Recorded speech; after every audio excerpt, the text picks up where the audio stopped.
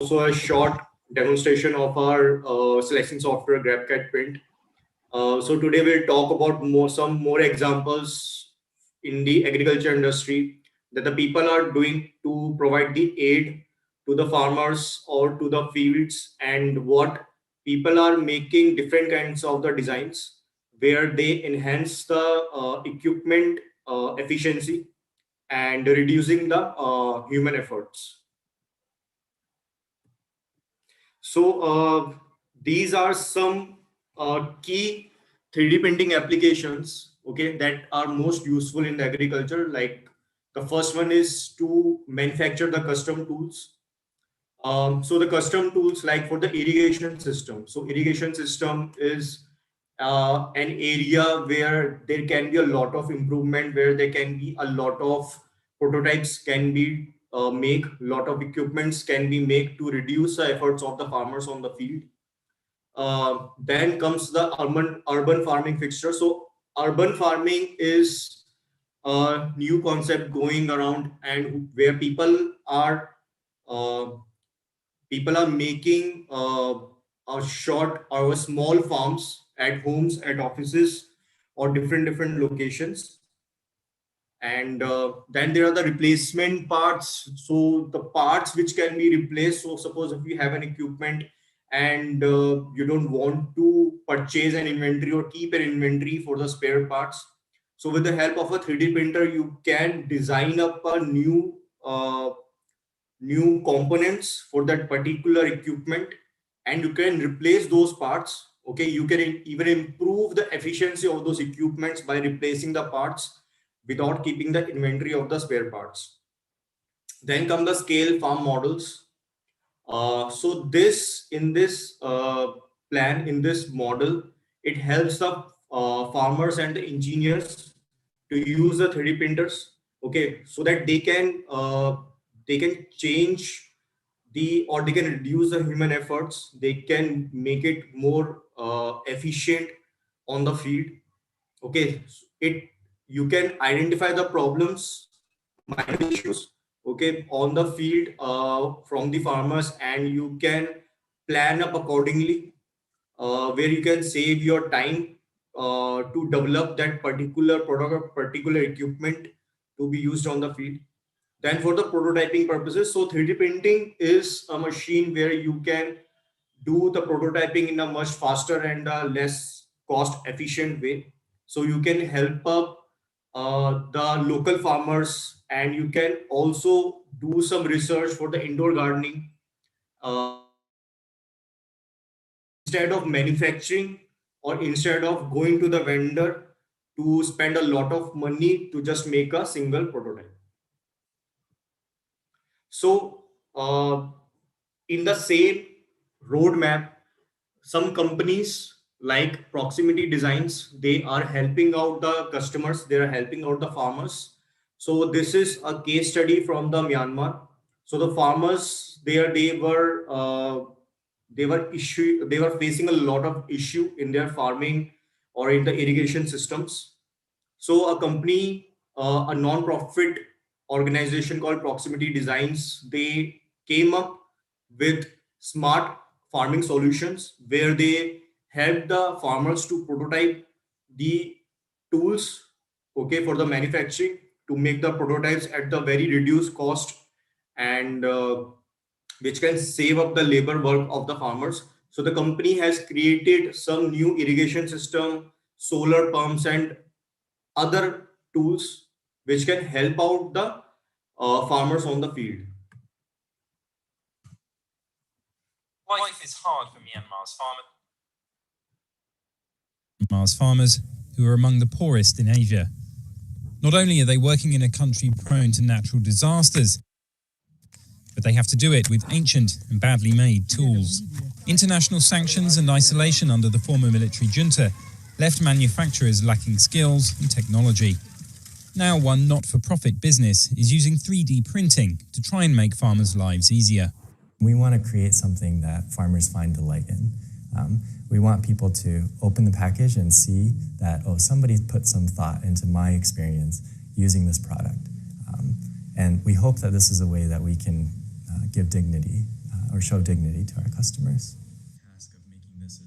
The printer has been used to design parts for a sprinkler system and a solar pump. Creating plastic prototypes cuts out a time-consuming back and forth with manufacturers that can hugely ramp up costs.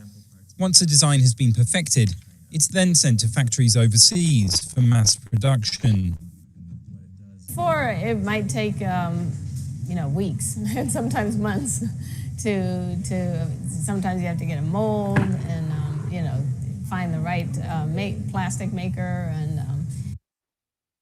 and just making the mold is very expensive. And so, but now with the 3D printer, these can be done very quickly and cheaply.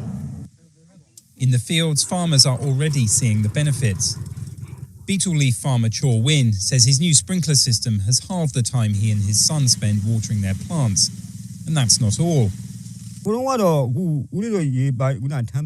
also reduced our costs by more than half.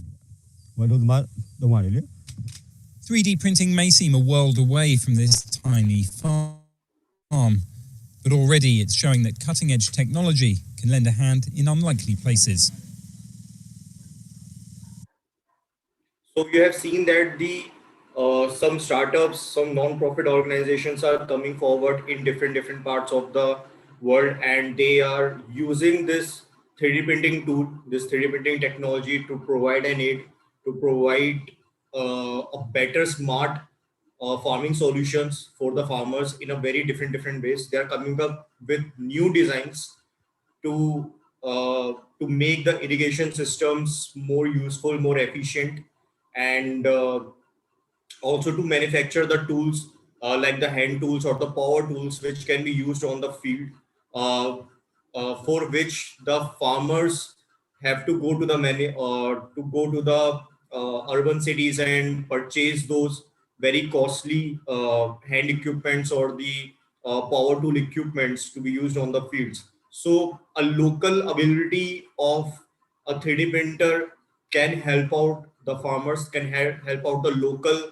agriculture around you. So you can come up with different kind of the solutions. Okay, you can find out their problem statements and you can work on and provide them a better solution. And also for the farming equipment, so the OEMs, like I have given some examples in previous sessions, like John Deere, GVL, Poly, and even the Shaktiman Agro or TST tractors, TAFE. So these kind of the OEMs who make the tractors and the farm equipments, they are adapting this technology so that they can provide and they can fasten up their process to test out their equipments on the field along with the farmers, and they can finalize their designs in a very faster manner. So 3D printing in agriculture devices, so it's a very common, it has now become a very common practice on the agriculture field for the OEMs who develops the agriculture equipments for local agriculture systems. So like in India, we have different kinds of the agriculture problems other than comparing to the other countries. So some startups are coming up in India also who are making the agriculture devices. They are testing out the prototypes by using 3D printing on the field, and after testing out there and after creating a successful agriculture device, they manufacture those parts on a large scale so that it can reach out to uh, different parts of the country. So 3D printing in urban farming. So there is a company called Farm Shelf who has developed an autonomous system to start a smart indoor farm. So they are using the 3D printing technology to make different kinds of the prototypes like the mounting brackets and plant hangings. They are printing the custom parts which can be quickly manufactured and they can test out. So they can save up a lot of cost and lot of lead time, which takes with the traditional manufacturing techniques like the injection molding.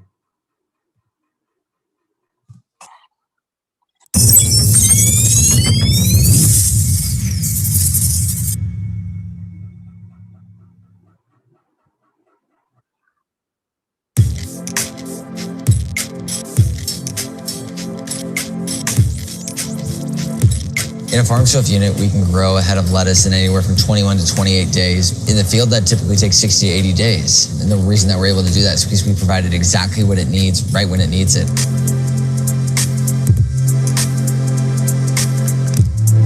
My name's Andrew Shear, and I'm the CEO and co-founder of Farm Shelf. Farm Shelf is a system that makes it possible for anyone to grow their own food. We're starting off with the restaurants and corporate cafeterias, but then moving on to how do we make this possible for any individual in their home to do. We've taken advantage of technology from various spaces to automate and optimize all the various things that a plant needs to grow, providing the optimal amount of sunlight, nutrients, water, airflow to be the fastest growing, most efficient plant possible. We use 3D printing to help get us towards a manufacturing design. What's been great and surprising about having a desktop 3D printer is how rapidly it's enabled us to iterate, but not just on a certain type of part, but on types of parts that you can't make any way else, whether that be plant pods, airflow, vents, different parts that go into everything from our nutrient dosing system to our lighting system. With Ultimaker, you don't have limitations that are provided by injection molding or laser cutting or CNC or vacuum forming. No, you've really opened up the possibility and a new way of designing parts, a new way of growing the infrastructure and the system that you're building so that it works in a more optimized and dynamic way. So looking at just the plant pods in our system, we've probably printed at least 20 different designs, and then even looking beyond that to our LEDs. We prototyped the heat sinks for those, printing them out to see how they fit into our system, going through 5 different iterations before we actually decided to get them made out of aluminum. That typically would not be realistic with any other production method. Right here, we're in Grand Central Station in the Great Northern Food Hall. The Great Northern Food Hall is a restaurant by Klaus Meyer, and they are using Farm Shelf to grow a large variety of microgreens and herbs. Thousands of people come in here every day and get to see some of their food that's being served in the dishes in this space, grown right in front of them. Farm Shelf's been very lucky to partner with Ultimaker, helping us prototype and push the envelope faster, and getting access to their machines has been invaluable. In fact, if we hadn't had 3D printing, we probably wouldn't have been able to build a system that you see behind me, or been able to go through the prototypes and the iterations that we needed to.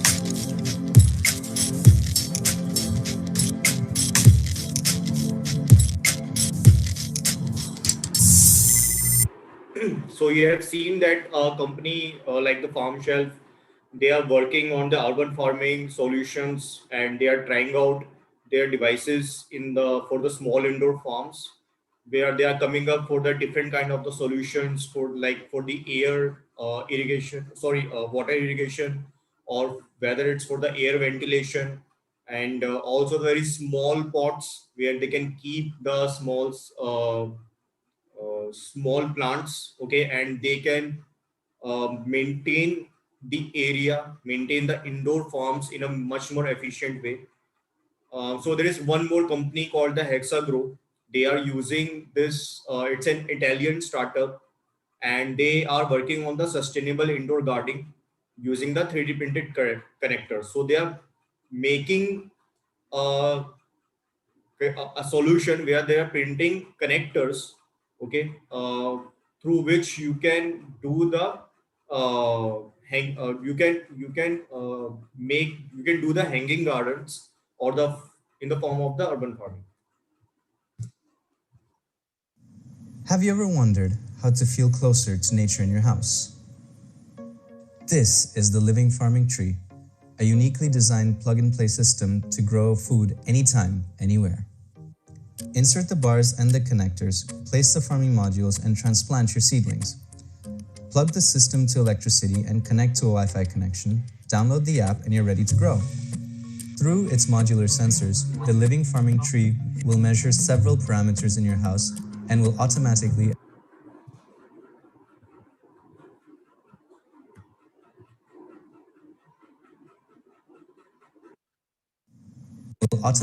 adapt the system for the efficient growth of your plants.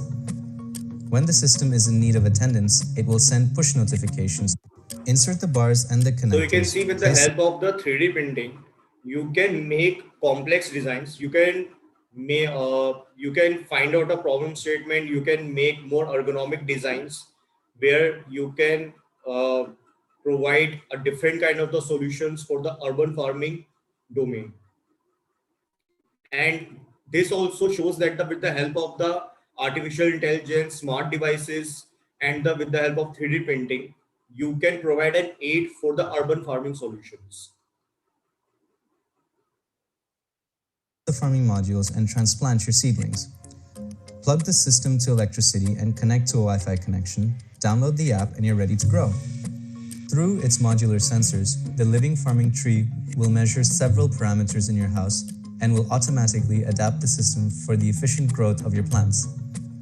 When the system is in need of attendance, it will send push notifications directly to your smartphone. Use your smartphone to plan your crops, monitor your system's activity, and gather information to share with your fellow urban farmer friends. Easy to unpack and assemble, you will be able to adapt the living farming tree to the space available in your house and start producing delicious, healthy food with just a few clicks. The cities of the world host over half of the global population. By 2050, this number is expected to grow up to 80%. Who will farm the food we need to feed our planet? Collaborative urban farming is a regenerative solution to decentralize food production, enhance its supply chain, and increase food quality within cities. But sometimes weather conditions are not ideal, crops are attacked by plagues, and space available for farming and time for maintenance can be limited. The living farming tree is an indoor farming system developed by taking inspiration from nature, mimicking strategies to reduce space while maximizing yield of production.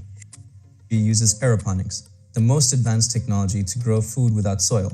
You can either start with a basic configuration and scale up your system to produce more than 200 plants, or you can buy the full configuration from the start. Hi guys, it's Alessandro. We wanted to invite you all to visit our crowdfunding page on Katana platform and find out. So you have seen that companies like the Hexagro, they are using artificial intelligence, smart devices, IoT devices, and with the help of 3D printing, they are solving the problem of availability of food materials on the agricultural fields, on the farm fields, where on the conditions where there is not enough water available, or the soil is not or the soil is not eligible or compatible to grow the crops on the field, or where there is a rain problem, rain harvesting cannot be there. So for that, they have come up with an equipment, with a product through which you can do the urban farmings, you can do the in-house small indoor farms you can open, and that can be installed everywhere at all the locations, and which consumes less soil and less water consumption for the farming growth. Then there is one more company called the iGrow, which have created the world's first fully 3D printed irrigation green wall, and they have made it in the form of the banyan. They have given the name the banyan eco wall. So it's a vertical farm solution, and they have made in the designs in a very aesthetic way with the use of the 3D printing. And the total size, the full size of the product is 6.5 cross 6.5 cross 2 feet. So this is an example for the vertical farming solution where you can make the structures, and this structure has been 3D printed with the internal channels through which it is a self-irrigated system. It makes it a self-irrigated system with the help of the internal channels, which can be made in a much very easy way with the help of the 3D printing.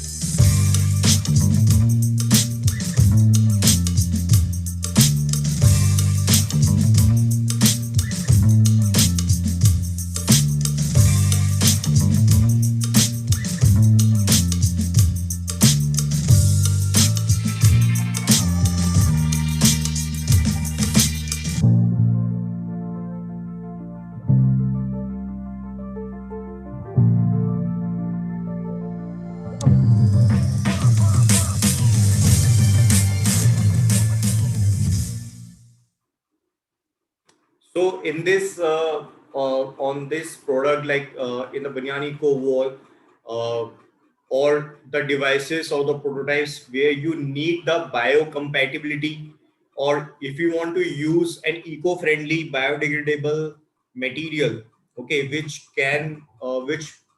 should not toxic the environment, or we should not, or which should not toxic that surroundings of that particular where the prototype or the equipment will be installed or to be used. So you can use the PLA material. PLA is known as the polylactic acid, and it is made up of the starch or the corn, and it is completely biodegradable 3D printing material, and that material is very sustainable, and also it provides a much more easier 3D printing operation also. This material is the easiest material to handle for the FDM 3D printing, and you can make complex to complex objects using that material where you want to use it on the field, and you want the biodegradability properties for that particular material. So let's see that how 3D printing are helping out for the vertical farms. So the people are making different kinds of the designs for the vertical farming solutions. So like the generic aeroponic system, so you can see in the photos that how they have built up the tall vertical farming structures where they can utilize, and where they can enhance. Okay, audio is not is it audible to everyone, or is it breaking? Hello, is it audible now? Audible, audible. So in 3D printing vertical forms, people are using to make tall structures with the help of 3D printing, and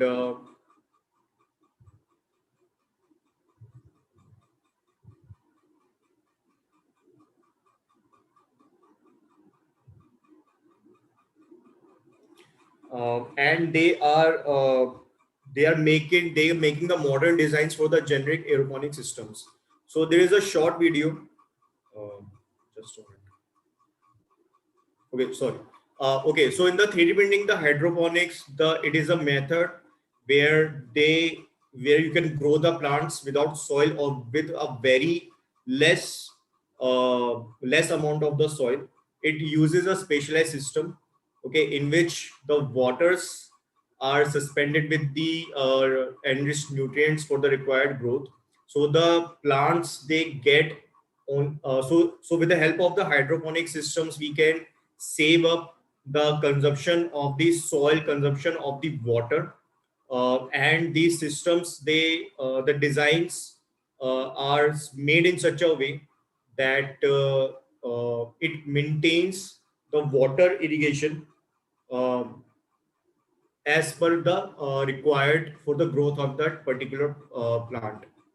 And also it can be used in the areas where the temperatures are too high or too low, and soil based farming is not possible or nearly impossible because of the land infertility.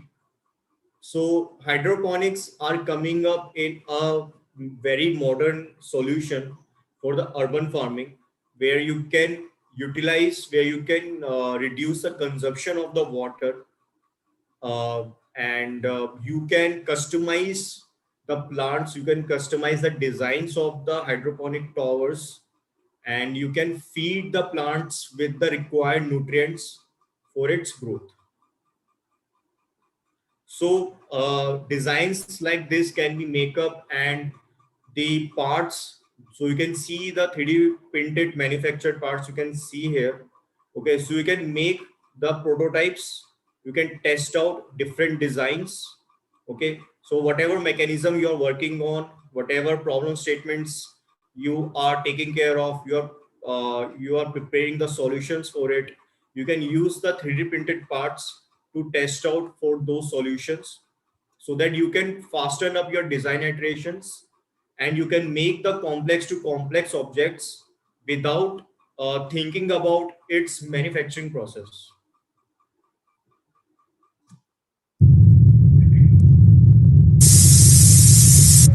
This is Rudowski of WeAreChange.org here at the 2014 Makers Fair in Queens, New York. And I just found James here, who has a very interesting invention. Can you tell us what this thing is here? Well, what this thing we have right here is a 3D printed hydroponic system. What we're using is recycled bottles as well as a few 3D printed parts. There's a lot of 3D printers here at the fair, so people are seeing all these trinkets, bracelets, coat hangers, and that's all well and good. But we like to have a product that's usable in a day-to-day situation that we can reuse, that we can use to better ourselves and stuff like that. So it's a hydroponic system, so we're growing plants without dirt. You remove the soil, so we drip the nutrients into the water and it goes right over the roots. It keeps the plant growing more plant and less roots. Yeah. Other than that, it's a vertical system. Most hydroponics run horizontally, so it saves a lot of space. You can hang 4 or 5 plants in the space of about 1 coat rack, which is ridiculously space saving, especially for people who have greenhouses. That's a lot of headroom, not a lot of shelf space, right? So other than that, the system's also really cheap because it's recycled. It's made with 3D printed parts. It's also very energy efficient. We use an air pump, a Marina air pump, the same kind you use in your aquarium. Because of the low energy usage on it, you can run it 24/7. It's a couple pennies a month. It's no big deal to anyone. And we use the air to lift the water through the ventrili system to stop us from having to pump water vertically, which is a challenge because water's heavy, as well as you need a bigger, heavier, more expensive pump, right? Yeah. So other than that, the system's pretty self-contained, as you can see. The water comes through, I have the magic piece here in my pocket, through this little device right here. Which is 3D printed. These are 3D printed. This piece in particular cannot be made on anything but a 3D printer because of the complexity of the curves in it and the way it's designed inside. So what happens is 2 lines of air go in and shoot straight up the line, and what that does is it causes a vacuum in the 3rd tube down here. So it pulls a little bit of water at a time as well as shooting the air up. This gives you a nice air-lifted drip effect, exactly what your hydroponic system needs to run.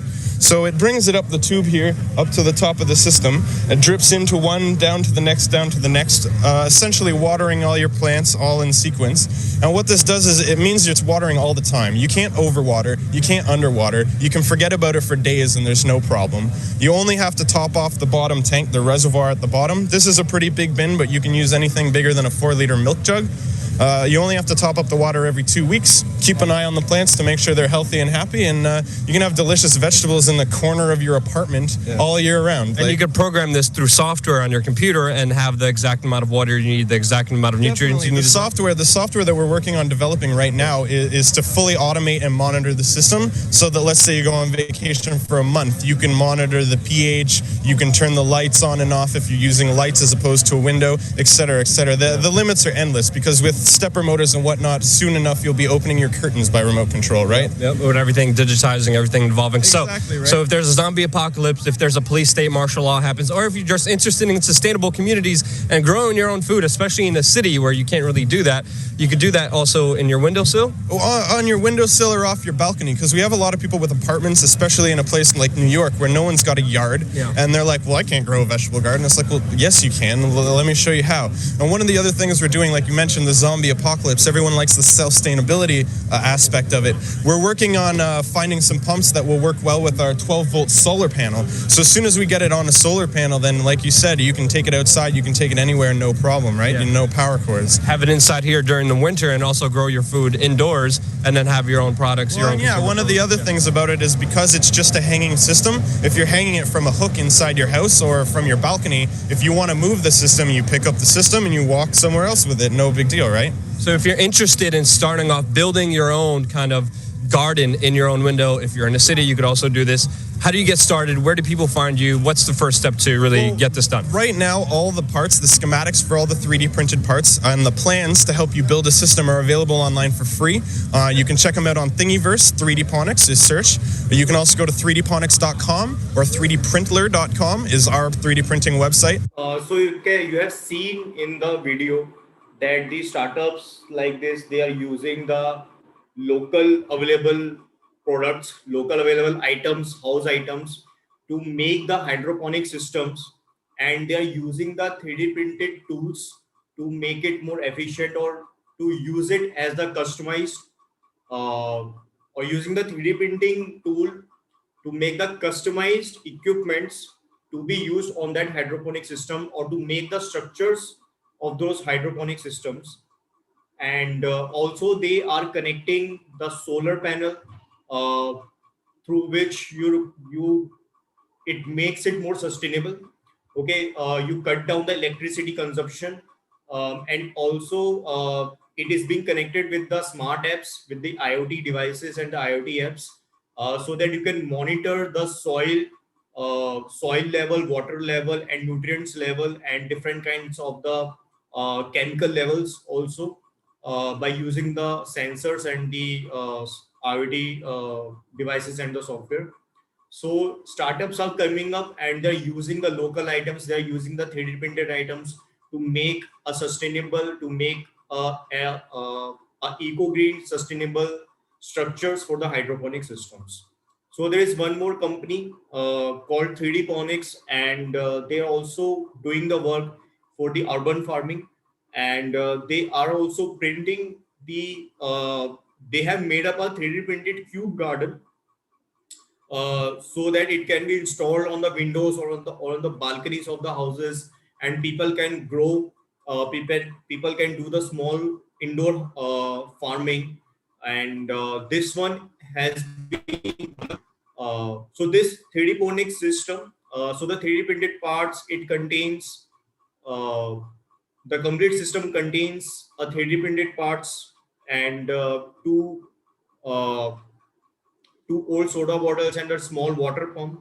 Okay, so at a very less cost, you can make a sustainable, you can make a affordable urban farming solutions which can be installed to the people's houses, to the people balconies, home balconies, and the windows also. And people don't have to worry about the yards, about the big yards, or maintaining the yards, soil, water, crops, everything, and they can do this farming in a very much easy manner. So the other day, I was trying to figure out why this vertical grow tower of lettuce was doing so good and this one not so much. And I got to thinking. In this video, before starting this video, just give me a small brief about it. So in this video, you can see that the black filters or the black components are there, where it stores the crops, seeds, or even the nutrients. You can even feed any kind of the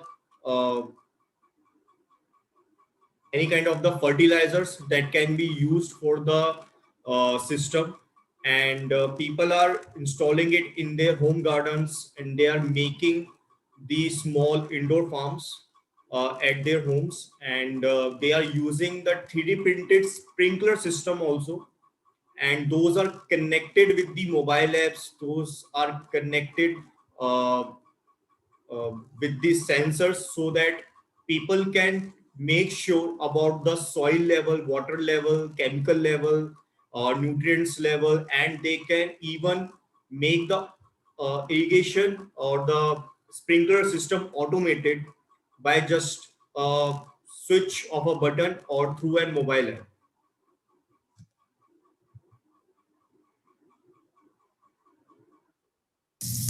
So the other day, I was trying to figure out why this vertical grow tower of lettuce was doing so good and this one not so much. And I got to thinking that both of these towers are the same. They were made at the same time. The water flow is the same. What's the variable? And I got to looking, and if you look inside this vertical grow tower, you can see that water is splashing. As soon as it hits in there, it's coating the entire inside of that tube. Move to this guy. It's tough to see. But essentially, it's just a stream, and it's essentially taking the easy way all the way down. It's not splashing very much. So, went digging around on the internets, and I found these guys. So I got the nozzles down here so I can give you guys a better close-up of what's going on. So these are 3D printed, these nozzles that I did. I originally started out with these 1/2-inch end caps that I just put a 1/4-inch hole in the end. And it works all right, but the problem is you get this singular stream and you're really relying on the tower itself to distribute that water a little more evenly. And come to find out, it's getting clogged up and it's really just not what I'd hoped it would be. So I did some digging around on Thingiverse and I found these nozzles. And it's a 3-piece assembly. You take your distributor, diffuser, I don't know what it's called. Put it in there, screw the back end in on it. Voila. I'm going to take this other end cap off, put this on. Bob's your uncle. I want to show you a comparison between the old and the new. Let it get pressure. And you can see the difference is pretty clear. The new 3D printed one is giving us a nice fan spread. And so here you are seeing that the conventional or the difference of the designs, how much they can matter when it comes to the irrigation system. So you can design up different kinds of the irrigation designs, sprinkler designs, which can help in a particular or for a particular crop field. And it makes the work of the farmers much more easy. It's just not for the urban farming solutions, but these can be applied to the local crop fields for the aid of the local farmers, so that they can enhance their work, so that they can enhance the growth of the plants, growth of the crops in a much more efficient manner.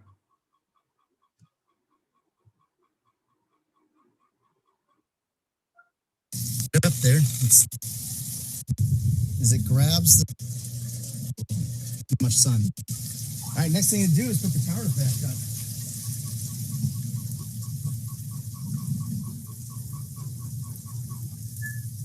That and stop the flow of water. I'm also going to swap these out. I suspect this is east facing, which is not very desirable in gardening. You always want, if you're in the northern hemisphere, you want to be south facing, because while the sun does go east to west, it spends most of that time south. That's why you get mold and or algae, or the moss on a tree always grows on the north side. That's because it doesn't get as much sun. So I suspect I'm getting a shadow. So I'm going to swap these out and see if that changes anything, along with having a new nozzle.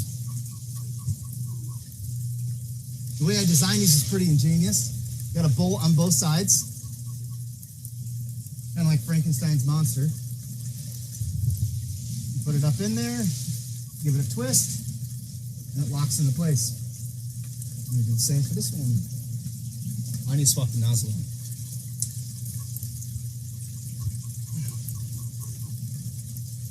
printed now. Coming out is a stream, and we have new. Pull this out. You can see. I mean, already we're getting that fan spread, that nice spread. Of course, you probably can't see all that well because of the camera. I don't think wants to focus past that. You gotta take my word for it. It is better. It's better than the end caps.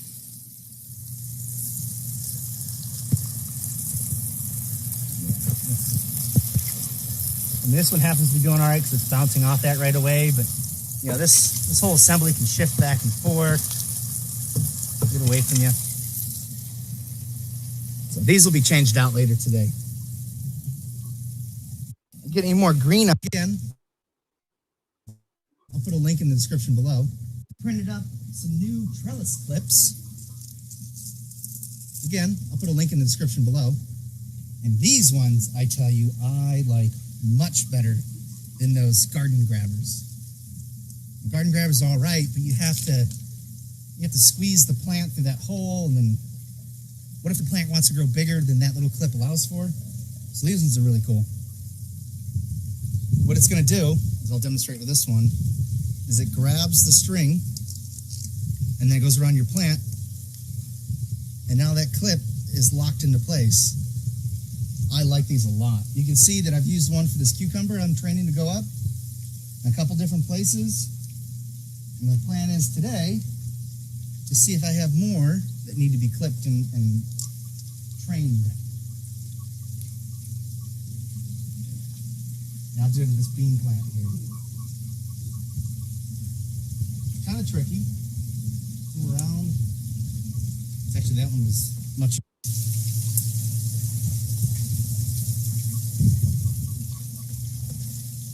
Give you a close up of this. See there, it pinches the string and holds the plant all in place. So I've got 2 tomato plants. I don't have a good angle.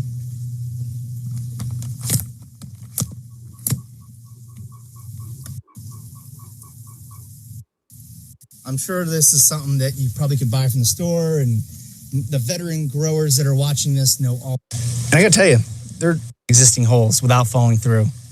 Now, if I compare these to the other store-bought ones, this is the one from Amazon, this is the one from eBay. And I gotta tell you, they're stronger than both of those. Probably stronger than both of those combined. Which. Okay, so you have seen that the different kinds of the tools, different kind of the custom tools can be made when it comes in for the irrigation systems or for the crop management systems.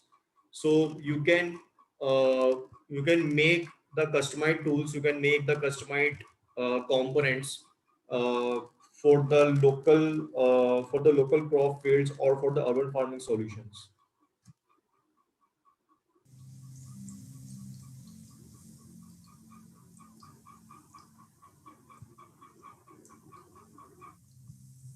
Alexa, turn on aeroponics.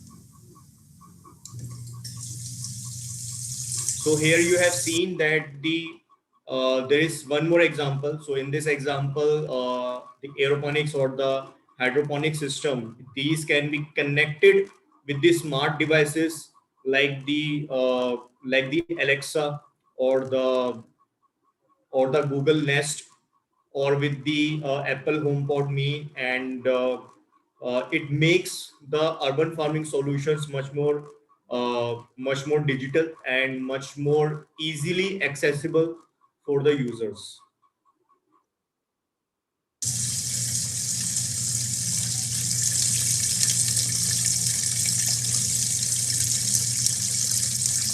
And you can see that this is a complete 3D printed structure.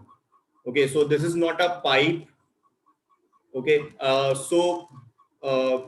you can use the pipes also, big large diameter pipes, but then you have to redesign some components and you have to fit in together depending upon what sort of the designs of what sort of the water irrigation or water supply system you are making it inside.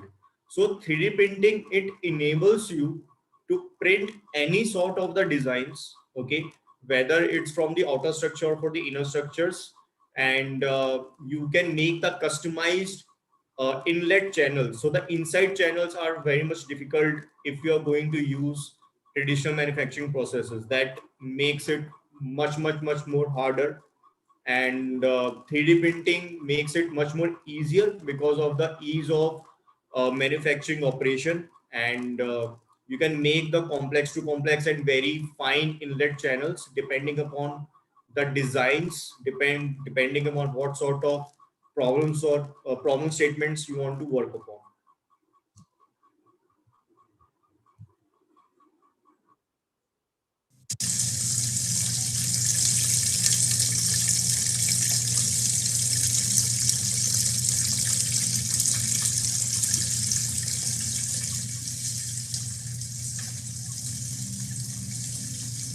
Alexa, turn off aeroponics.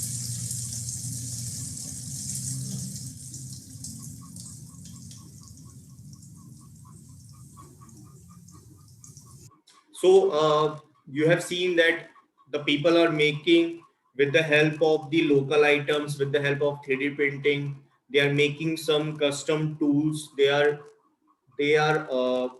enabling, they are combining all the solutions together for the urban farming equipments or for the urban farming aeroponic structures. And this one video is an example of how you can make the design and how you can 3D print it, any kind of the complex design or any kind of the designs, any kind of the product that you want to make for the and this video is just to show you that how the workflows goes, okay, how much easier the process is when it comes to manufacturing any kind of the CAD model with the help of the 3D printing.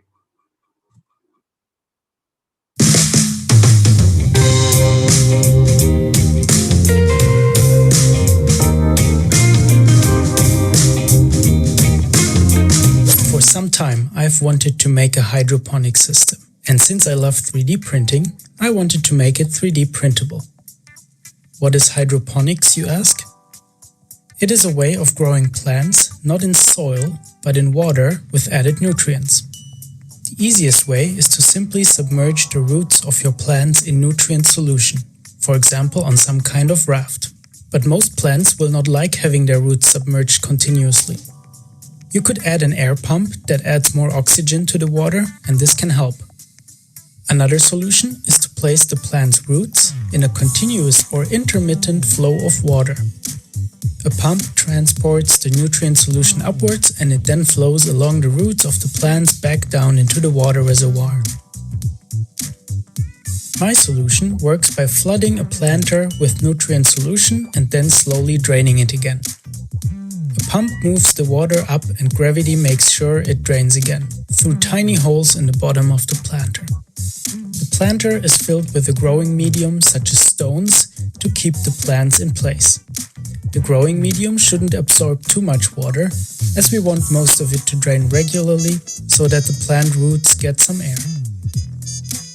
So I go ahead and design this for a small submersible pump that I have lying around. I start 3D printing with the water reservoir, which I also coat with resin, because I don't think it would otherwise hold several liters of water without leaking. Then I 3D print the planter that goes on top, and I realize that I'm running out of white filament, so I go for a mid-print filament change, which actually looks pretty cool. And here I am testing the assembly for the first time.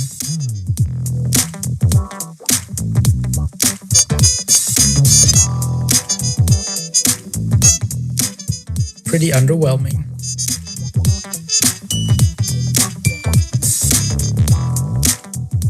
I managed to increase the flow a little, and the kitten decides that this is actually a drinking fountain rather than a planter.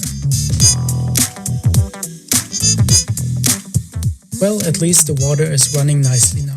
And I realize my first design mistake.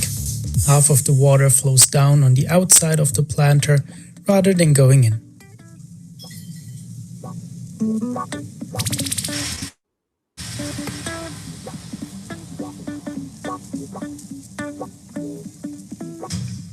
So I add a cover on top and that makes things better.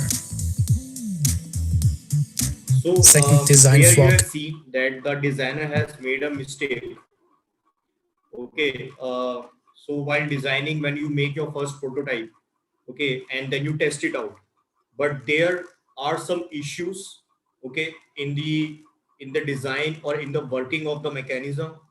So you can either you can reprint it, you can do the redesign that part, or you can make a tool, you can make a component which solves that issue, right? So with 3D printing, you can design up there is no limit when it comes to make any kind of the component, any kind of the product. Okay, so you can take up a problem statement, you can find some issues in some existing equipment, in some existing devices, and then you can make a tool or a component which can solve that issue in a much more efficient and easy manner.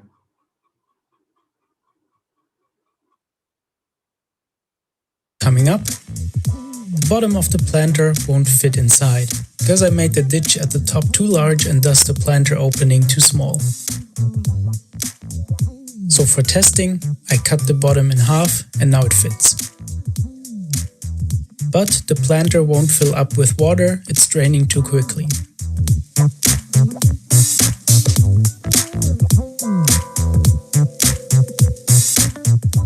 Time for some duct tape to fill some of the gaps. Now it fills up nicely, just as planned.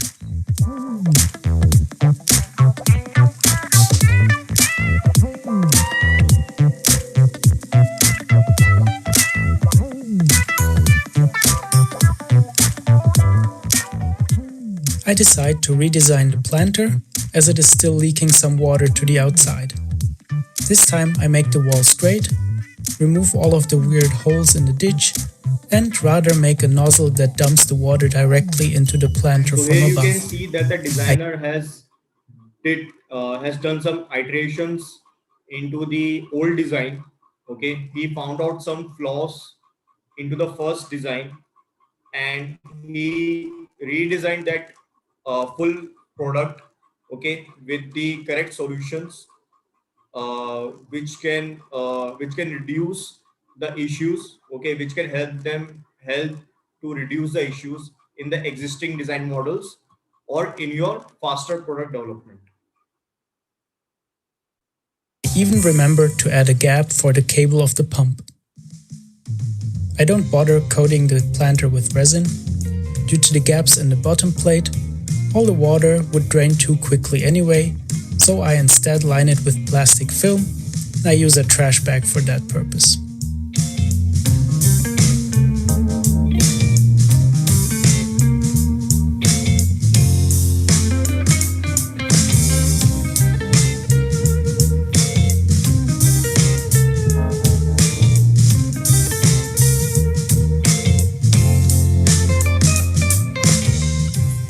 Here I realize that I've made one of the sides of the plastic film too long, but I don't care and I decide to cover it up with duct tape.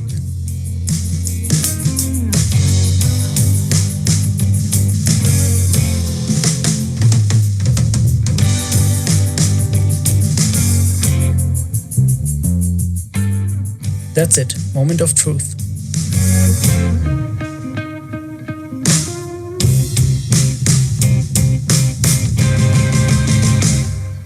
Beautiful! Look at that nice flow. It also fills up pretty quickly. Time to poke some holes in the bottom so it can drain again.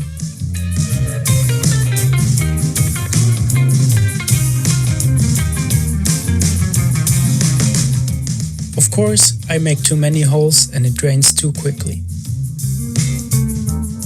Duct tape to the rescue. The kittens are a great help, by the way. Now it looks good. Put in some growing medium.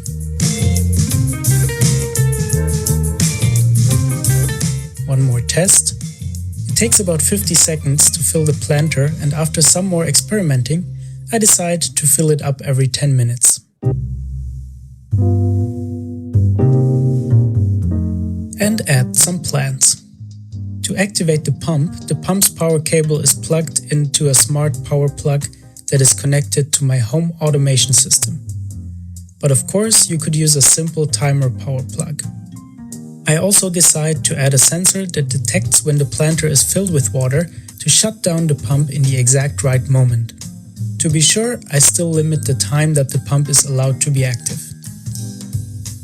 Everything is programmed in Node-RED within Home Assistant, but that is a topic for another video. If you like this design... Okay, so you have seen that in the urban farming solutions, how the people are making different kinds of the designs, different kinds of the products for the urban farming solutions. So if anyone has any doubts until now, what we have seen, you can please ask.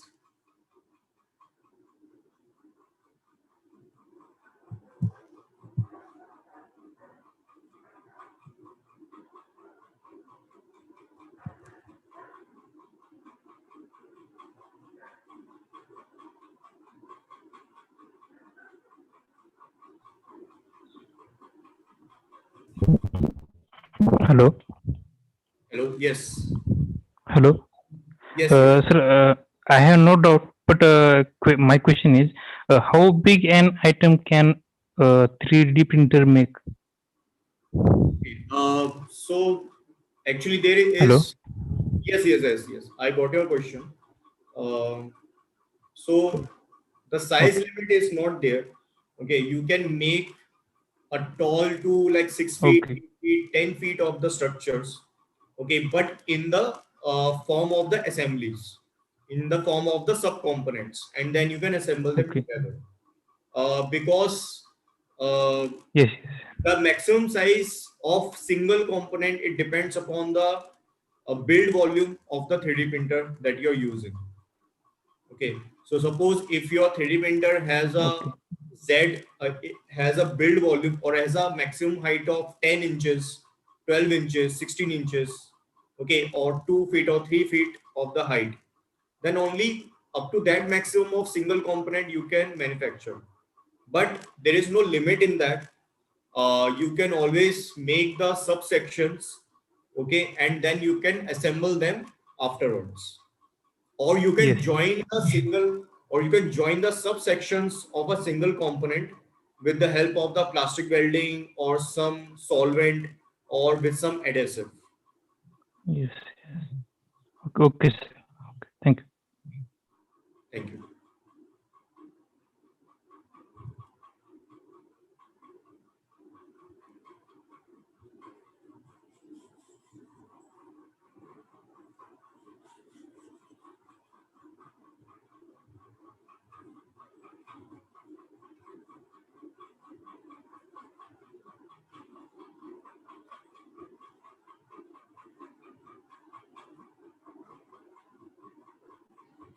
Okay, so let's continue. So we have seen about the hydroponic solutions for the uh, urban farming domain. Now let's see that how people are making different kinds of the tools, different kinds of the how they're using the 3D printing actually. That can be useful for the organic farming. Like so, there are some categories are divided that in which the people has made some components, has made some items, has made some products which can provide an aid on the small farms or on the crop fields or in the form of the urban farming also. So people are using 3D printable objects like the hand tools they are making. They are making the devices for the food processing like the cassava press, corn sheller, uh, water testing devices, and also for the animal management systems like they are making a chicken feed holders, they are making the ant traps, they are making the gutting tools. Then for the water management system like the gaskets, they're making the gasket components, they're making the splitter for the water system. They are making the irrigation stakes, they're making the uh, spigots for a bigger for the bigger water buckets.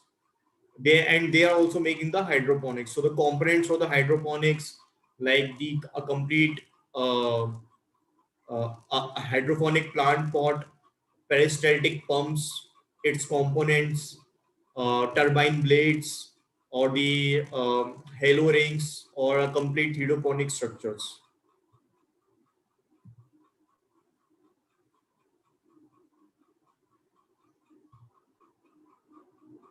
So these are some examples that people have made using the 3D printer, FDM 3D printers, and you can see that the first one is a 3D printable shovel.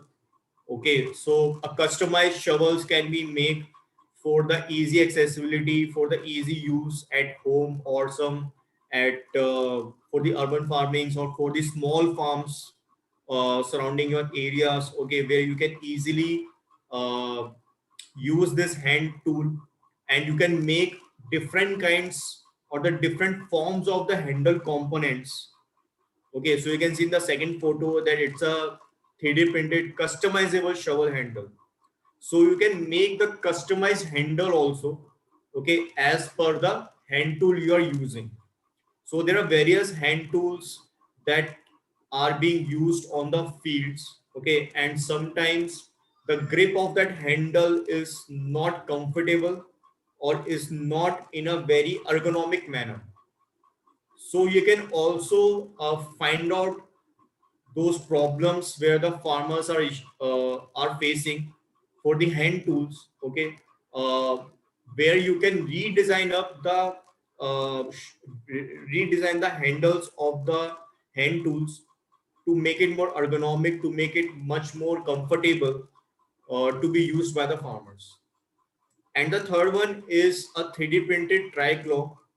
Okay, it has been it is this kind of device is made to pick up the apples or the strawberries or from the of from the high trees, okay, where the efforts of the farmers can be reduced for the climbing of the high trees and pick up the fruits from a very much height, and it reduces the labor work also of the farmers. So this kind of the tools can be manufactured and it can be fitted on the wooden sticks, okay, on the wooden rods and sticks, and it can help out the farmers to pick up or to pluck the fruits from a very much of the height without using the ladders or without using some other helping equipments on the field.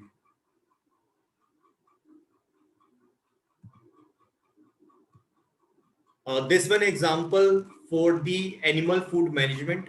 So this is a 3D printed chicken feed holder. Okay. So a customized chicken feed holders can be designed and can be manufactured. Okay. Where it can help to separate the animals waste from their food to ensure the clean environment in the poultry, and this also ensures the spread of the chicken diseases through mixing of the food and the animals waste, right? So this kind of the this kind of the devices, this kind of the products can be manufactured, these kind of the designs can be tested out on the field, okay, for the animal food management system.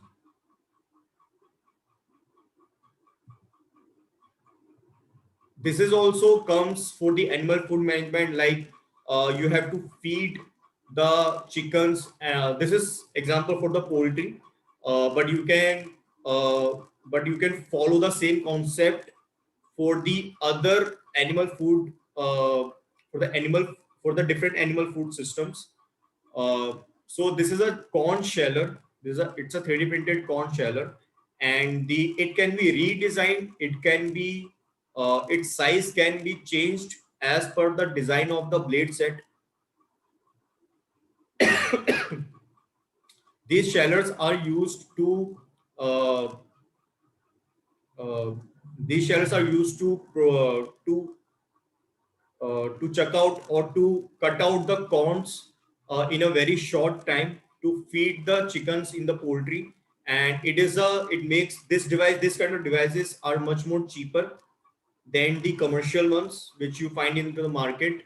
And this kind of feeders can be redesigned as per the applications or as per the end use uh, for the uh, for the food that you are going to for the food that you are going to feed to the animals. So this kind of devices can be made under the animal food management systems. So this is for the 3D printing for the smart devices. So if you are working to make a smart device, okay, so its enclosures can be manufactured, okay, where you can fit on the displays, electronic components, sensor all together. So in the photo, you can see that it's a 3D printed mobile water quality testing device, okay, uh, which catches or which senses the calorimetry of for biochemical oxygen over the chemical oxygen demand. So other from this kind of devices, various devices can be made in the for the soil monitoring. Okay, you can make the smart devices for soil monitoring. You can make the devices for smart irrigation systems uh, where you can monitor the soil moisture levels or the soil water potential, and you can control the irrigation systems at the walls. You can make those devices for the solar radiations uh, uh, to capture the solar radiations or to calculate the solar radiations. So you can monitor the impact of the PAR on plant or crop growth. You can make the smart devices for the weather stations to sense the rainfall, to calculate the wind speeds and the sunlight. You can make the devices for gate monitoring. Okay, you can make the devices for asset tracking or for the real-time location to track for the tracking of plant and the farm machineries. So like on the tractors, on the farming equipments, uh, or any kind of the device or the equipment, you can track it, and you can make the devices with the help of 3D printing. You can make the devices for livestock tracking. You can make the devices for temperature and the humidity monitoring. So you can monitor the environmental conditions for the cattle sheds, for the poultries, or for the barns. You can make the devices for the water levels to sensor the monitor levels or the grain silos or the other storage containers. So many of the smart devices can be manufactured. You can test out those devices. You can make the enclosures of those devices uh, where you can put and test out your components and the complete device with the help of 3D printing.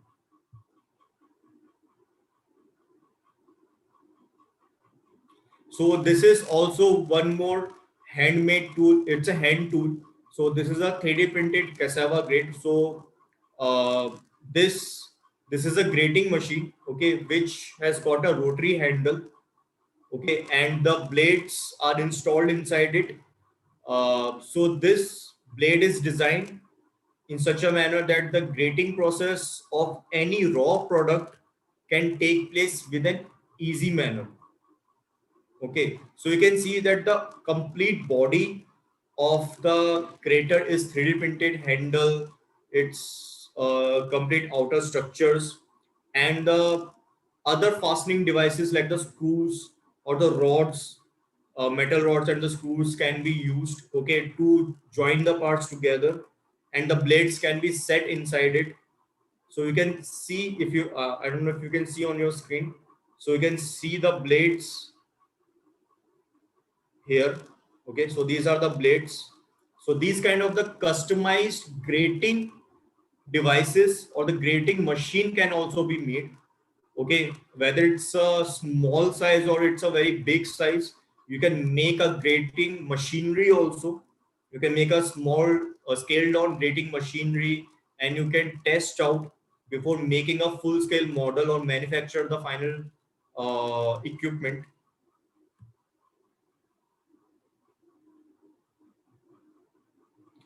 So this is a 3D printed short auger. So this is an example from a farming equipment manufacturer. So this kind of the device, this kind of the helping tools can be made, okay, which can be used to pick up down corn on the fender of a corn head.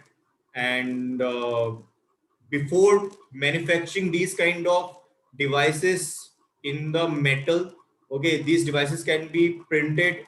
These devices can be prototyped and can be installed on the machinery and can be tested out on the field, okay, so that you can understand the working of these kind of devices or these kind of equipments before you manufacture for your final component.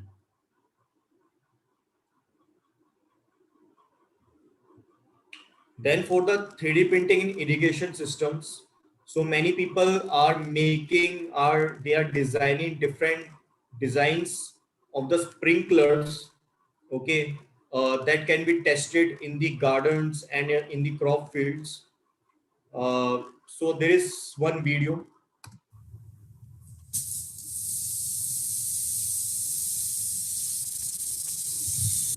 So you can see that this is a smart irrigation system. Okay, so these kind of the particular designs you can make for a particular crop field. Okay, you can make the different designs of the sprinklers as per the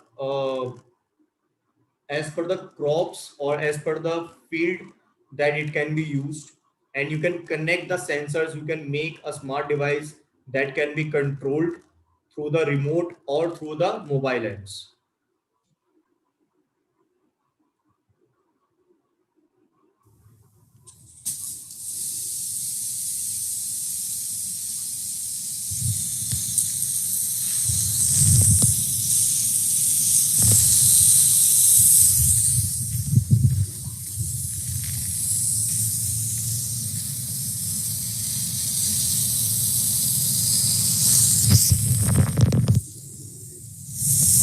So you can see that the different form of the designs of the sprinkles can be made.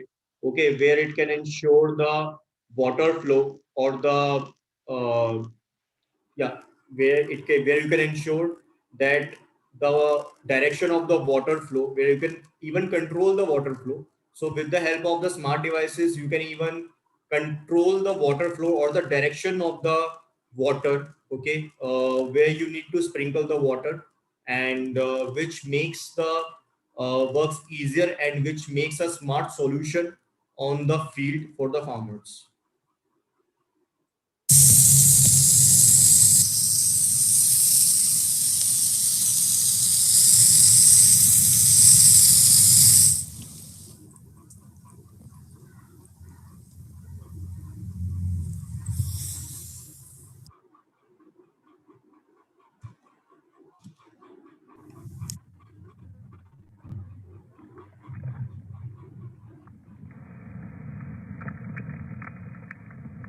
So you can see that this blue part, okay, it's a completely 3D printed part. Okay, so you can see its movement. It is coming up when you switch on the irrigation system, and how the parts are assembled and how the parts are moving without any friction, without any stoppages, or without any disruptions. And it depends totally upon the design that you have made, and the materials that you are choosing, and the working of the component.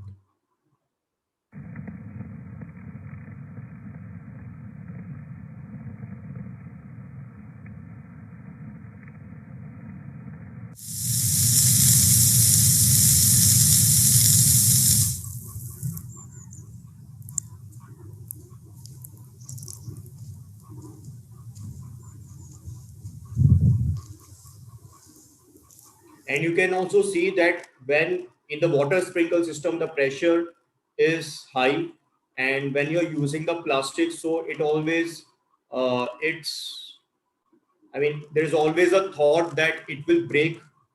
Okay, it will break the design, it will break the component, it will damage the component, there will be a leakage also.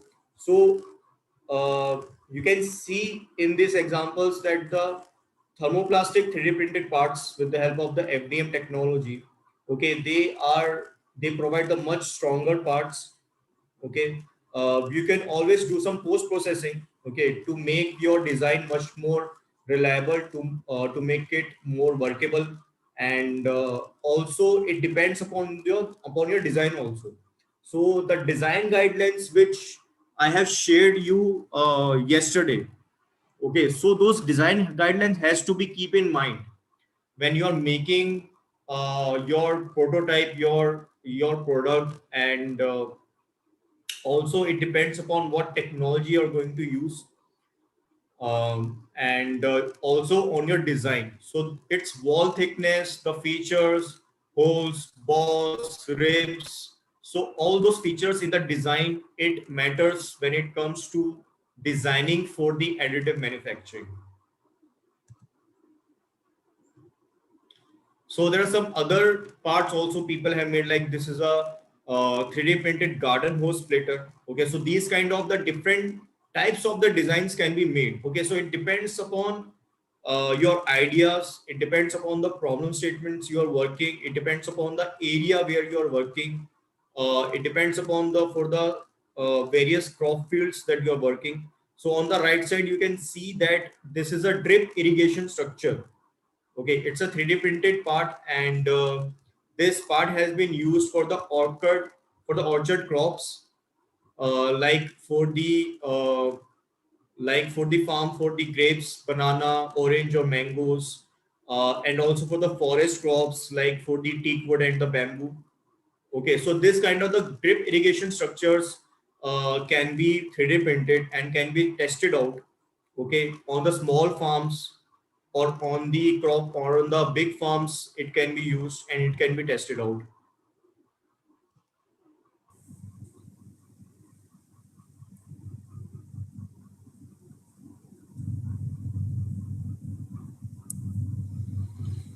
Okay, so this is my 3D printed drip irrigation system. Takes a standard 1/4 inch vinyl hose, doing a I'm sorry.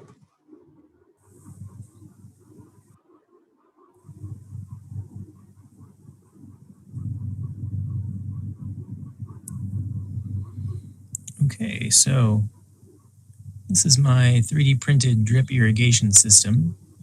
Takes a standard 1/4 inch vinyl hose, doing a gravity feed from a cat litter bucket. So I just go to I have a rock tied to a rock in a bag tied to the end. And this is just a tidy cat litter. These boxes are really great. So we've got basil here, and then in the back, let's see. There you go. So let's see, we need another drip. Come on. So they're dripping at different rates, which is something I kind of figured would be a problem. I designed these parts in a CAD program that's purely web-based called Onshape. It's a really good one. So these parts are shared in Onshape. You can just go there and change a sewing awl. It's spelled AWL. But, you know, add butternut squash here is... Okay. So there is one more video where you can see that how you can make different kinds of the components, okay, for the small indoor farms, or where you can also implement on the much larger scale also. Okay, so it all depends upon the ideas. It all depends upon the areas you are working and the problem statements you are working. But this will give you an idea that how how you can make the designs and what sort of the components can be, what kinds of the complex shapes can be 3D printed, okay, for the indoor house farming solutions. Over these past couple months, we've all been stuck inside during these crazy times of the pandemic. And one of the things that's really helped me pass the time personally is my ever-growing outdoor urban garden. Naturally, once I started expanding my garden, I wanted to see how 3D printing can be used to help make this an even better and more enjoyable experience. Let's start by talking about strawberries. I've got dozens of strawberry plants behind me, and one of the things I noticed is that as the strawberries begin to ripen, they oftentimes touch the dirt, and when they do that, they tend to rot. These nice simple stands have a cutout to go around the strawberry plant. They also help elevate things, so the strawberries, as they grow around, just hang down and settle on this, and don't touch the dirt.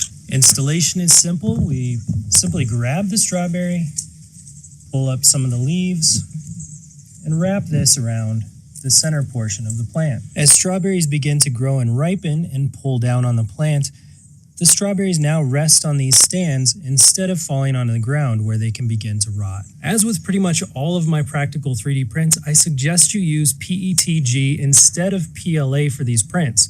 Being exposed to high temperatures outside, moisture and water, those tend to break down PLA or melt it very quickly. Now, once I printed out those strawberry holders, I noticed that those tend to shift around, especially when you water. So my next practical 3D print for the garden is these flexible TPU clips. These are super easy to print. They have these teeth so they lock in place, and they're printed out of flexible TPU. Now, if you're not familiar with TPU, it's really just almost like an elastic or a rubberized material. For the strawberry holders specifically, we wrap these TPU bands around the outside edges, and once those are in place, that makes these harder to come apart. They don't really shift around or move anymore, and that's exactly what we want. So now we have a nice finished strawberry garden where every single plant is supported. Moving over to the next planter, we've got tomatoes, beets, Brussels sprouts. We've even got artichokes over on that side.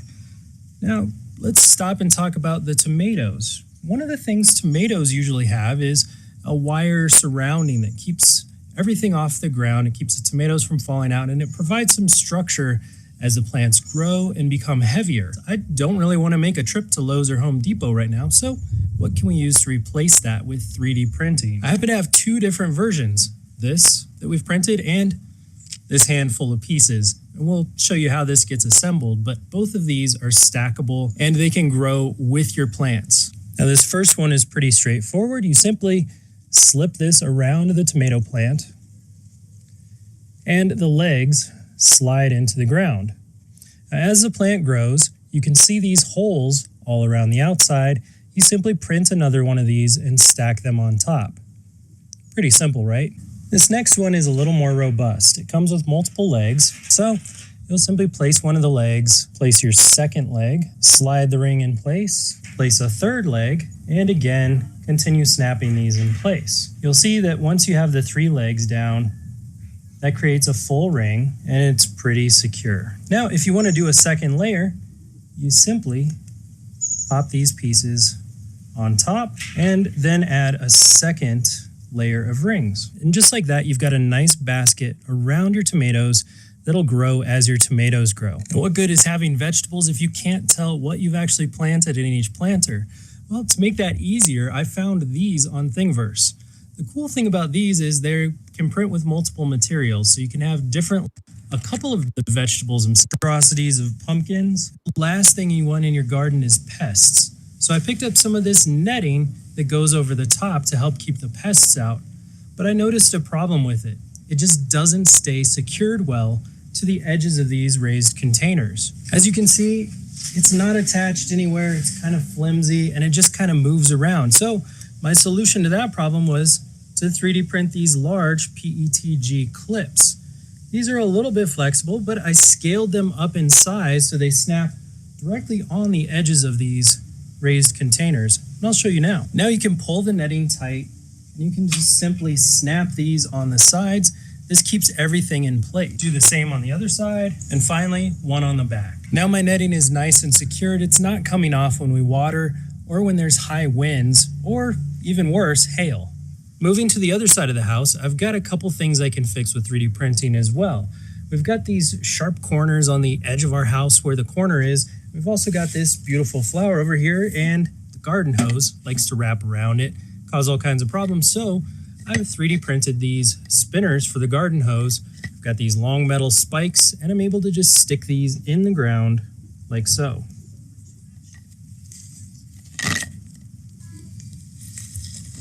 With those secured into the ground, we're able to wrap the garden hose around it and prevent all of those issues we had at the corner.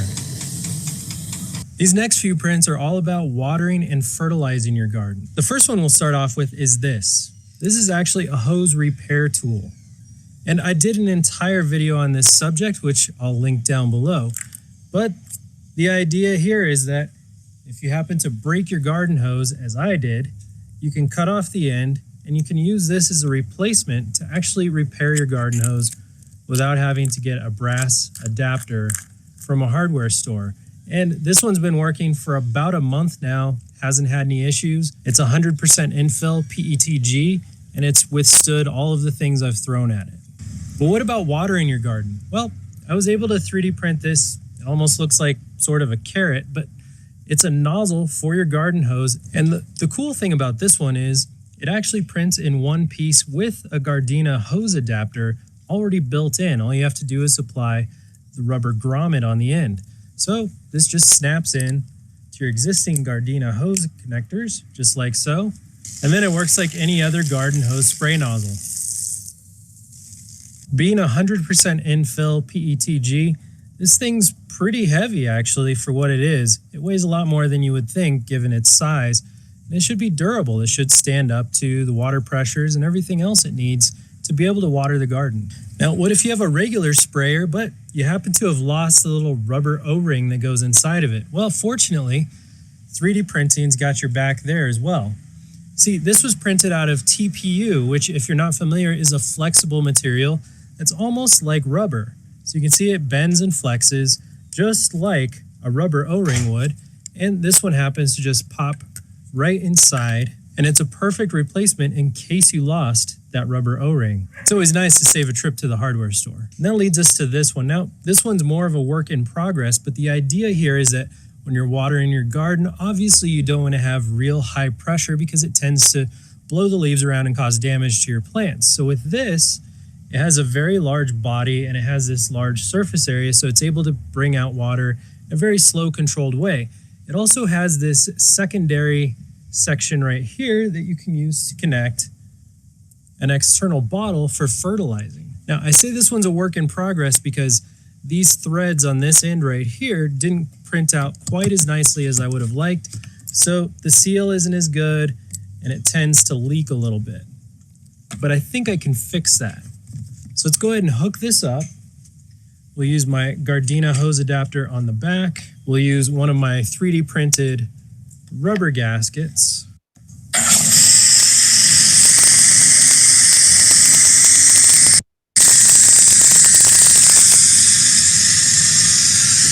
So you have seen in this video that during the pandemic, the people are not going out and they are adapting. Many of the people are adapting the urban farming solutions in their backyards, in their gardens, or even in the balconies or at the windows through the hydroponic water system, or maintaining a small indoor or outdoor house gardens, house farms. And you can see that for different plants, like for the strawberries, uh, what problems he was facing and what solutions he had made, okay, to overcome those problems. And for the tomato plants also, and for the irrigation system, that if your nozzles or the hose pipes, or if you want to make some part which is broken, so you can replace the parts. So in the starting of the sessions, when I talked about the 5 points where you can do the urban farming, you can do the replacement of the parts, you can make the prototype of the new parts. So this video has showed and covered up of those examples where you can use the 3D printing as the tool. Okay, so you just have to find out your problems, the problem statements on the field related to the plants or the crops, or with the irrigation system, or with the animal food management systems, and you can come up with a solution. You can design a device, and then you can test out those devices by the use of 3D printing, which will fasten up your functional validations, design validations, and which will help out for your rapid prototyping process.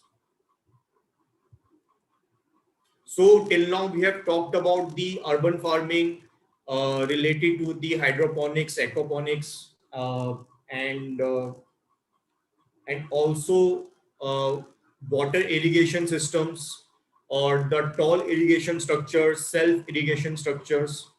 So now coming up on the just a few examples of how the robotics and the drones areas are changing. So initially, initially the robotics and the drones, they were only using and the AGVs, they were only using for the uh, on the industry, inside the industries, for the smart manufacturing methods. But now the drones are being used, and also the robots and the AGVs are now being used for the agriculture system, okay, on the agriculture fields, and also for the manufacturing of the agriculture equipments.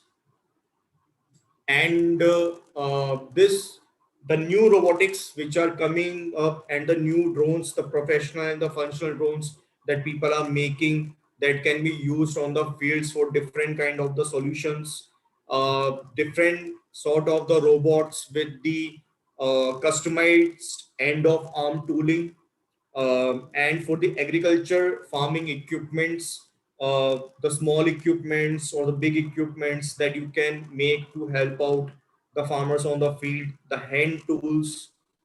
So the robotics and the drones, so the scenario of these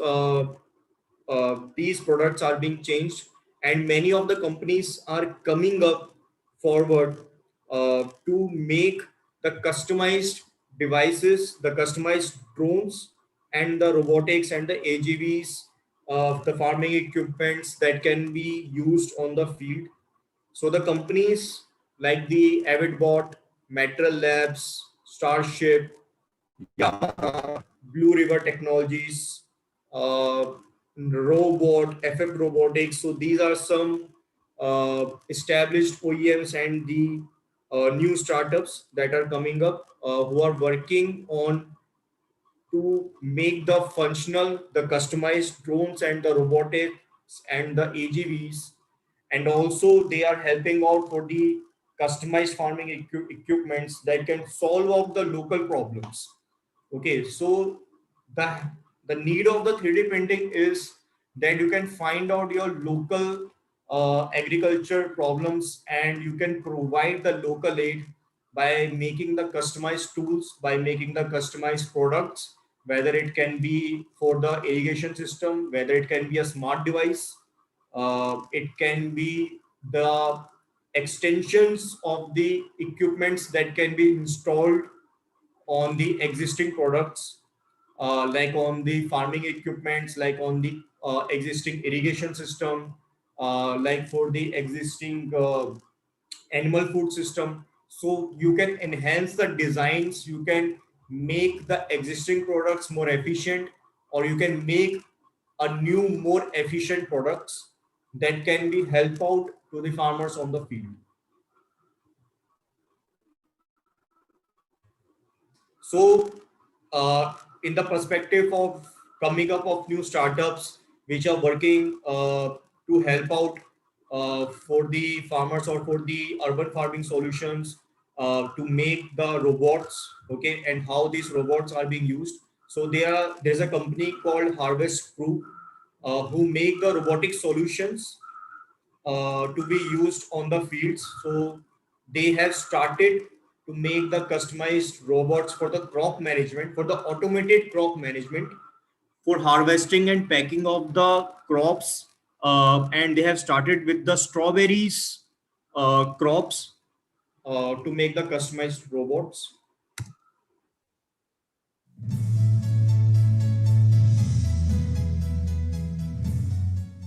My name is Bob Pitzer, and I'm the Chief Technology Officer and co-founder of Harvest Crew Robotics. Harvest Crew Robotics is a company that was started by the strawberry farmers in the quest to discover a solution for automated harvesting of strawberries. So the challenge with strawberries is that there's two issues in trying to do it from an automated standpoint. The first issue is, how do you effectively have some sort of automation solution find all these plants in the field and then collect the berries from the plants? So we call it selective harvesting. So you have to have a machine that's intelligent enough to actually discern the berries that you want and then pull them out from underneath the plant without bruising and a couple of other things. And then you have to have a whole sort of transport system built behind that to be able to move the berries around the machine. And then ultimately, we will be packaging them on the machine so that they come out of the field like they do currently. And that is done for purposes of making sure that the fruit does not get bruised while it's being taken out of the field. I grew up in Sarasota. And, Florida is known for a lot of different things, mostly tourism. But, one of the things that I see is interesting here coming up is there is an effort to bring tech here. Downtown Tampa actually has a large sort of startup community. Mostly it's, app developers and whatnot for phones and whatnot now. But there's starting to be sort of more tech moving into the area because of the fact that it's still very affordable to live here as far as housing costs and just the general cost of living. For anyone looking to get involved in robotics, because it's still a relatively new field, I would suggest, one of the things to do is to get involved with one of the robot competitions, especially STEM education. They're always looking for mentors to help the kids build the robots so that they can go and compete. And what it does for the mentors is actually set you up in a huge networking sort of environment. So in today's sessions, we have seen a lot of examples where the non-profit organizations, new startups are coming up all around the world. The people are opening up. They are establishing small outdoor farms under the urban farming solutions.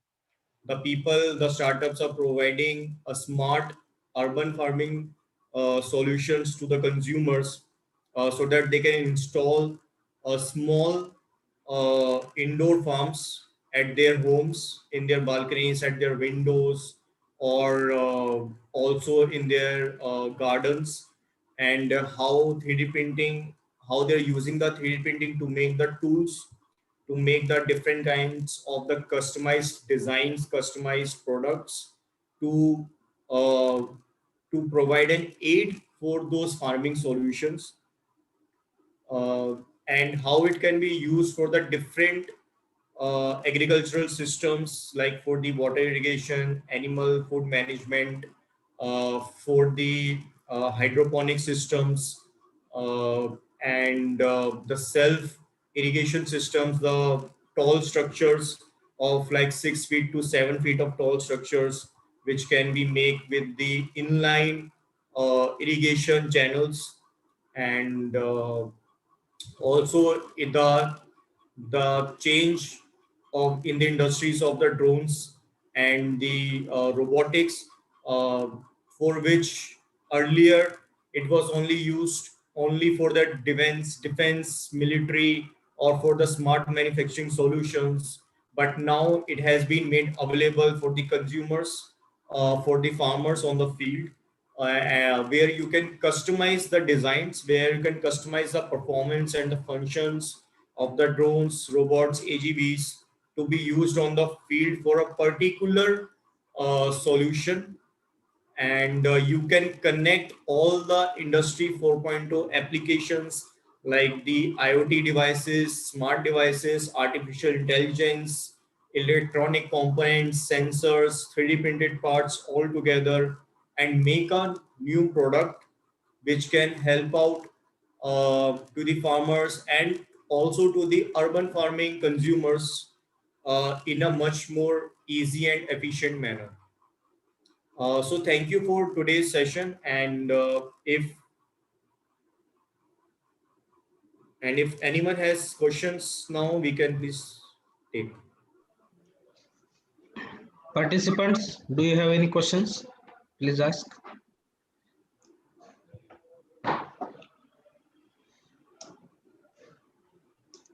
So thank you, sir, for today's session. Hello, sir. Yes, sir. Hello, Yes. sir. There is one Sir, aspect. Yes. how one can increase the strength of 3D printer products even with a lower infill percentage? Okay. So if you're making a structure, uh, so for the small components, the infill density doesn't matter.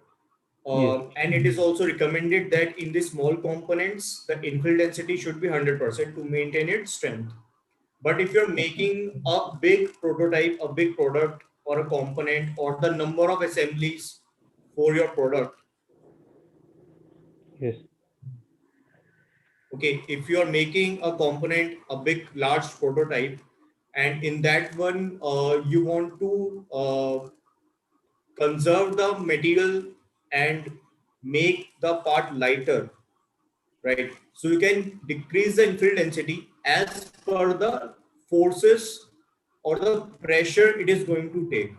So suppose if you're making a device for the irrigation system where the water pressure is at some unit, okay, let's say at the 5 atm or 4 atm of the pressure. Yes. If that material or that design is not able to take up that load, then you need to change, you need to iterate your design or the choice of your material, Okay. right? And you can also try up with a different infill density. So there is no particular guideline. Okay, so if you're making a device because it's a new prototype, how much of load and pressure it is going to take, you can either use software simulations for that, okay, or you can make up, you can design and you can 3D print that part, you can test it up, and then if there are some issues, if there are some failures, you can redesign it, or you can change the parameters again of your infill density and the infill structures, and you can test it out again. So it can be a hit and trial if you're not using a simulation software. But if you're using a simulation software, then obviously it will save up your time and the cost of manufacturing that part. Okay, sir. Is there any special binding agents we can add in a material for increasing strength?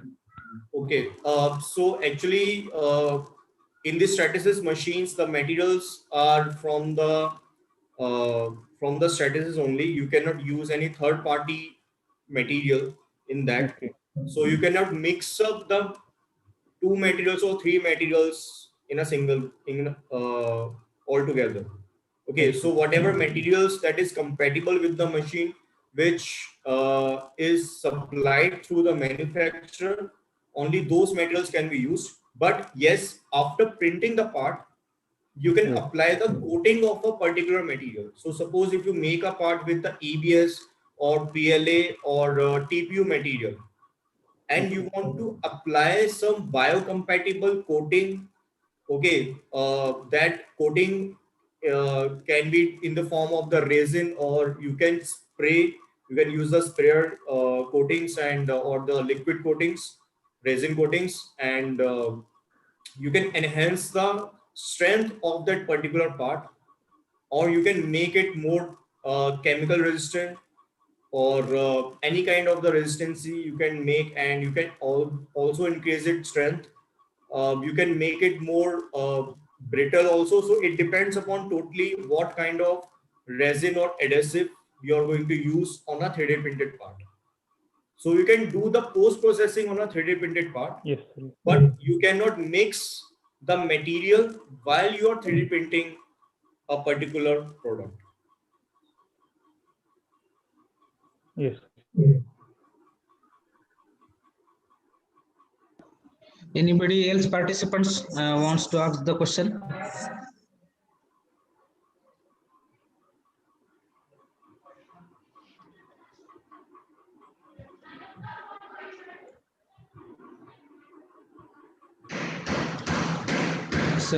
So thank you all the participants and speaker Saksham sir for the fourth day session.